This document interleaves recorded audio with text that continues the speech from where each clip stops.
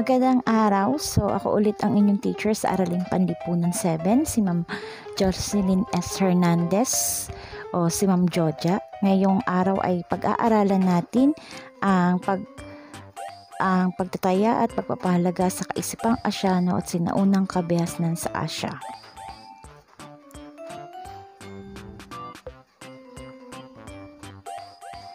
Ito ay para sa ikalimang linggo, ikalawang markahan.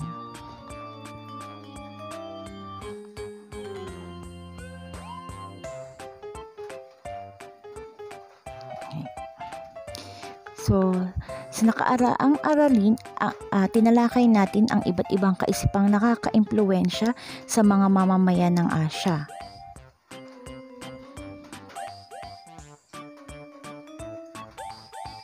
Sa araling ito naman, mas palalalimin ang pagkaunawa mo sa kaisipang Asyano at ang halaga nito sa paghubog ng lipunan sa sinaunang kabihasnan.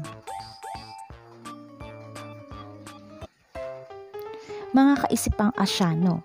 So, noong unang panahon, ang mga Asyano ay nakabuo ng iba't ibang kaisipan na nakatulong na mas lalo pang mapaunlad o malinang ang kanilang mga kabihasnan na humubog rin sa ating mga kultura at kaugalian sa kasalukuyang panahon. So matatandaan natin na meron tayong tatlong tinalakay na kaisipang Asyano. Ito ay ang mga Sinocentrism ng China, Devaraha at Chakrabarti ng Timog Silangang Asya at India, at Divine Origin ng Japan. So una nating tatalakayin ay ang China at Sinocentrism. Ito ay nagmula sa kabihas ng Chino, isa sa pinakamatandang kabihasnan sa daigdig. Tinatawag ng China ang China bilang Songgu na nangangahulugang gitnang kaharian.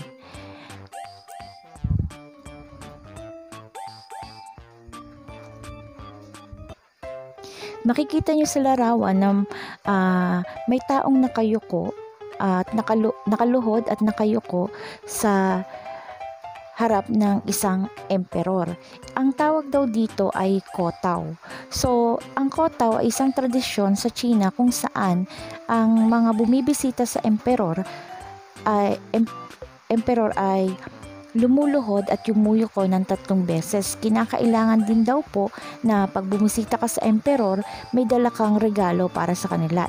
Isa ito sa mga nagpapakita na mataas ang pagtingin ng mga Chino sa kanilang mga sarili dahil naniniwala sila sa kaisipan na ang China ay ang may pinakamataas na kabihasnan sa Asya. Naniniwala sila na pag tinanggap ang impluwensya ng Chino at yumakap ka sa Confucianism, tinatawag na ikaw ay sibilisado. Kapag naman hindi ka nabiyayaan ng kanilang kaalaman o kanilang kabihasnan, ang tawag sa iyo ay isang barbaro.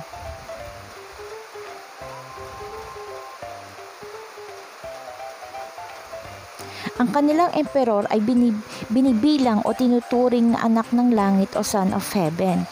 Kaya ang pamumuno ng emperor ay mandate of heaven o may pahintulot o basbas ng langit. So tatandaan na sa China, Sinocentrism ang kaisipang Asyanong pinapaniwalaan at ang namumuno sa kanilang emperor ay anak ng langit o son of heaven na may mandate o basbas ng langit.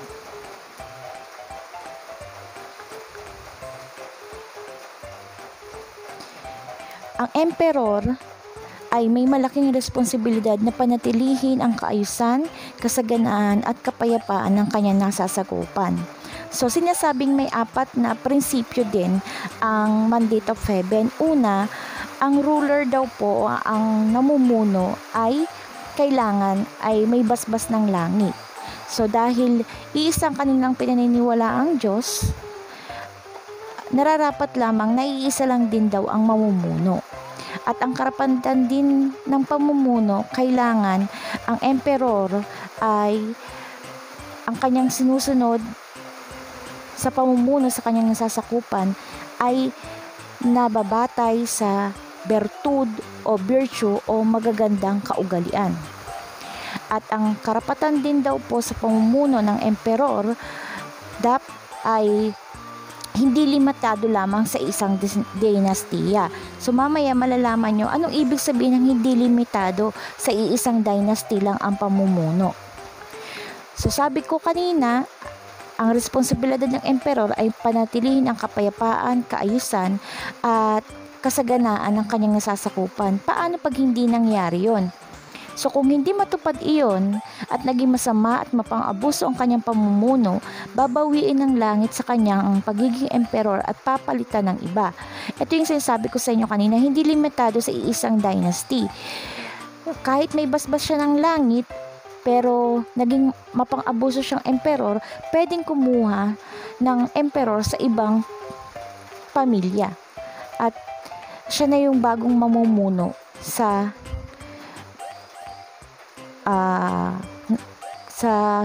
nasasakupan ng emperor na naging mapang-abuso. So ano-ano yung mga clue?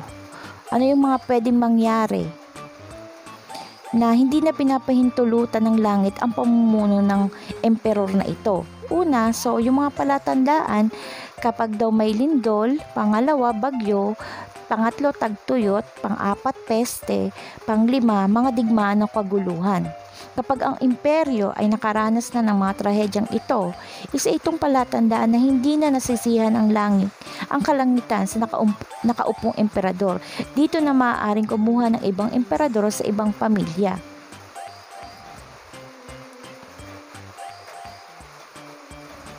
Okay. Ang pangalawa naman natin ay ang divine origin ng Japan at Korea. So sa divine origin, pinaniniwalang banal ang kanilang mga pinuno. Ibig sabihin, banal nanggaling sa angkan ng mga Diyos. Kaya nga divine origin, banal.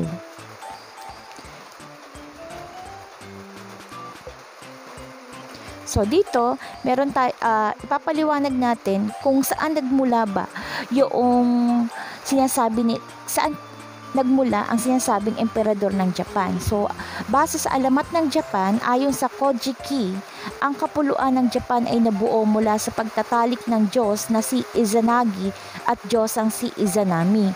Mula sa paghuhugas ng kaliwang mata ni Izanami, nagbuhat ang Diyosa ng araw at kinikilalang Diyos ng mga Hapones na si Amaterasu Omikami. So, tanging sa lahi lamang ni Amaterasu dapat magmula ang emperador ng Japan. Kaya siya divine origin, naniniwala sila na banal ang kanilang emperador, so dapat manggagaling lamang sa lahi ni Amaterasu ang mga mamumuno sa Japan.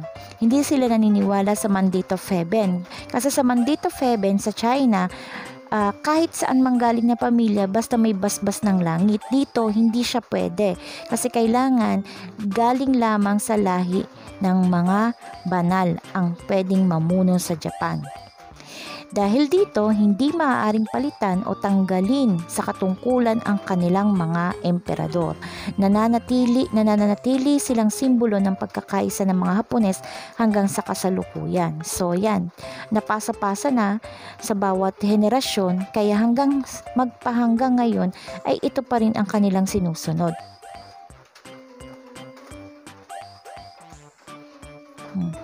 Ang pangatlo naman natin na kaisipan ay ang Devaraha at Chakrabarti ng India at Timog Asya. India, ang kinikilalang Diyos ay nagmula at nabuo sa pamamagitan ng pagsasama-sama ng Diyos ng buwan, apoy, araw, hangin, tubig, kayamanan at kamatayan. Kinikilala siya bilang pinakamataas at walang kapantay dahil hindi lamang iisang Diyos ang kanyang taglay. Ang tawag sa kanya ay Devaraha. So pag sinabi natin daw pong Devaraha, ito ay ang pinagsama-sama Diyos ng buwan, apoy, araw, hangin, tubig, kayamanan at kamatayan. Ano ang kahulugan ng Devaraha? Ang Deva ay nangangahulugang Diyos, at ang Raha naman ay hari.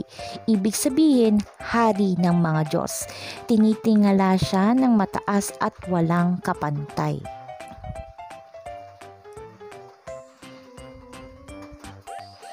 Yan. Sa Hinduism at Buddhism, ang hari na kinikilala bilang Chakrabartin o hari ng Sansinukob. Ang natatanging haring ito ay may pangakong mamuno ng makatwiran at mapagkalinga sa mga mamamayan at kanilang relihiyon. Nangako rin ng karapatan sa kanya ang kanyang mga nasasakupan.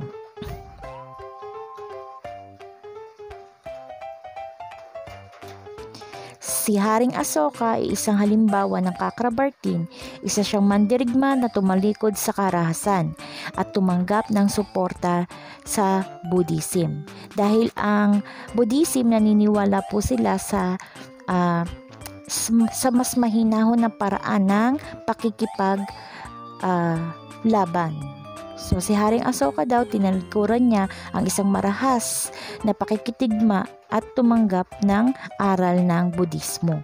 Sa Cambodia naman, ang Haring Mer na si Jayavarman II, isang Chakrabartin na nasa pagkalinga at proteksyon ni Shiva.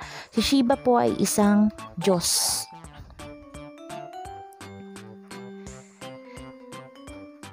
Yan si Haring Asoka, Jayavarman II, at ito si Shiva. Si Shiva daw po ay ang creator, protector, at ang destroyer ng Sansinukob.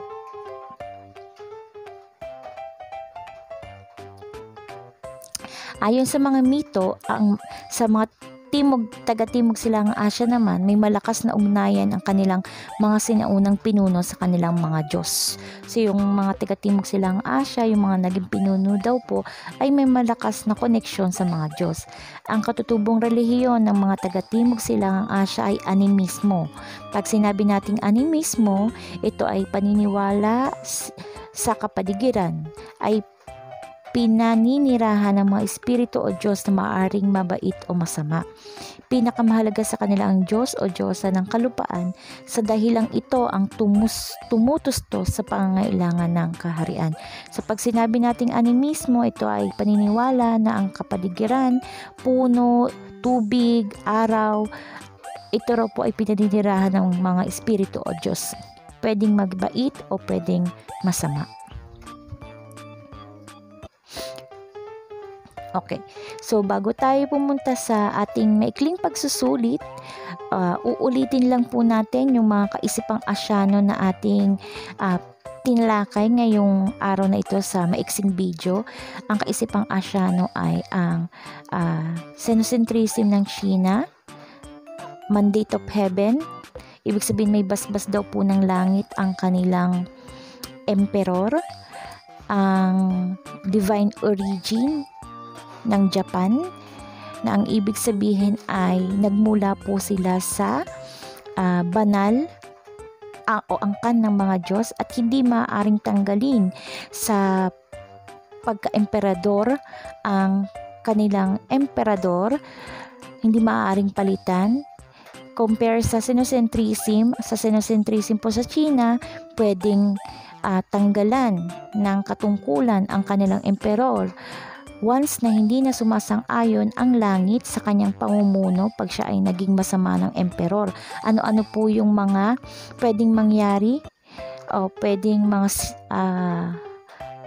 mga magpapatunay na hindi na sumasang-ayon ng langit sa kanyang pamumuno ay pagka nagkaroon na raw po ng lindol, peste, karahasan katulad ng digmaan at kung ano-ano pa. Doon naman sa Devaraha at Chakrabartin, naniniwala naman sila na sa Devaraha at Chakrabartin naman, ito daw po ay yung mga pinagsama-samang Diyos ng langit, ng apoy, ng buwan, ng hangin. So pag sinabing Devaraha, Deva ay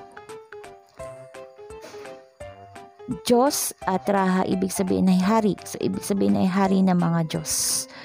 So Ngayon naman ay pupunta tayo sa isang maiksing pagsusulit.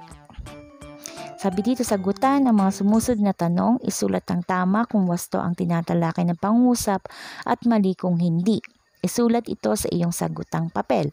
Number 1, ang emperor ng Japan ay hindi maaaring alisan ng kapangyarihan sa pamumuno. Isulat tama o mali. Number 2, ang Son of Heaven ay hindi rin maaaring alisin sa kapangyarihan at pamumuno. Number 2, ang Son of Heaven ay hindi rin maaaring alisin sa kapangyarihan at pamumuno. Number 3, ang Devaraha ay tumutukoy sa iisang Diyos lamang subalit maraming kapangyarihan. Ulit, ang Devaraha ay tumutukoy sa iisang Diyos lamang subalit maraming kapangyarihan. Number 4, ang Kakrabartin ay tumutukoy sa hari ng San Sinukob. Number 4, ang Kakrabartin ay tumutukoy sa hari ng San Sinukob. At number 5, ang emperor ng China ay nanggaling sa lahi ng Diyos. Number 5, ang emperor ng China ay nanggaling sa lahi ng Diyos. Okay? So kung naisulat na, be honest, checkan po natin ang ating mga sagot. Okay, number 1. Tama. Ang emperor ng Japan ay hindi maaaring alisan ng kapangyarihan sa pamumuno dahil ang dapat lang maging emperor sa Japan ay nanggaling dapat sa dahi ng mga Diyos na si Amaterasu, kaya hindi sila maaaring tanggalan ng kapangyarihan. Number 2, ang Son of Heaven ay hindi maaaring alisin sa kapangyarihan at pamumuno. Mali. Dahil, sabi nga, pwedeng tanggalin ang emperor kahit may basbas ng langit sa China kung siya ay hindi na makatarungang mamuno, malupit na.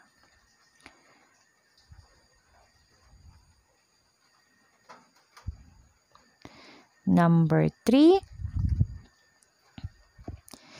ang Devaraha ay tumutukoy sa isang Diyos lamang subalit maraming kapangyarihan. Tama, kasi sabi nga kanina, 'di ba? Siya ay hari na pinagsama-samang Diyos ng hangin, ng araw, ng lupa, ng apoy, ng tubig. So yan, Devaraha, hari ng mga Diyos. Number 4, ang Kakrabartin ay tumutukoy sa hari ng San Sinukob. Tama. At ang number 5, ang emperor ng China ay nanggaling sa lahi ng Diyos. Mali.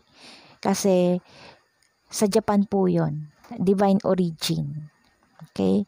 Sa China, xenocentrism, basbas lamang ng langit kahit hindi galing sa lahi ng mga Diyos. At dyan po nagtatapos ang ating aralin, week 5, mga sinaunang kahalagahan ng mga sinaunang kaisipang Asyano. Kung hindi pa po kayo nakasubscribe sa aking channel, subscribe na po kayo sa aking channel at like my videos para sa iba't ibang aralin sa araling panlipunan na makakatulong sa inyo ngayong pandemya. See you sa ating next video. Bye!